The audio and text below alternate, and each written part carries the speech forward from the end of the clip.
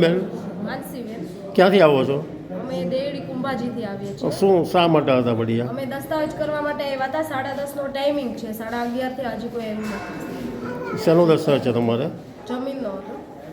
તમે એકલા જ આવ્યા છો? ના, અમારા ફેમિલી છે.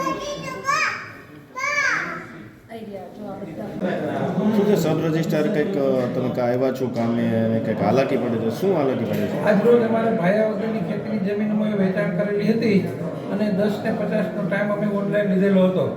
અત્યારે અમે 10:50 પહેલાંના આવી ગયેલા છીએ, છતાં અત્યારે 11:30 પોણા 12 જેવું થવા છતાં હજી સબ રજિસ્ટ્રાર સાહેબ આવ્યા નથી.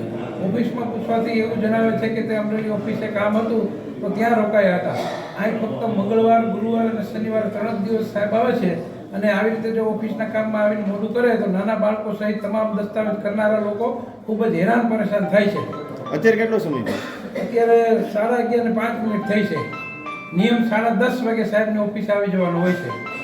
સર કેટલા લોકો હેરાન થઈ જાય છે? લગભગ 25 થી 30 જણા છે. શું નામ તમારું? એનુભાઈ શું આજે વડિયા દસ્તાવેજ કરવા માટે ક્યાંથી આવો છો? મોવૈયાથી થોડુંક વિગત થઈ ગયો કોણ કોણ આવ્યા છો? હું છે અમે 5 જણા આવ્યા છે. જમાઈ છે, ભત્રીજો છે. 10:30નો ટાઈમ હતો, 11:30 થઈ ગયા, હજી કોઈ હાજર નથી.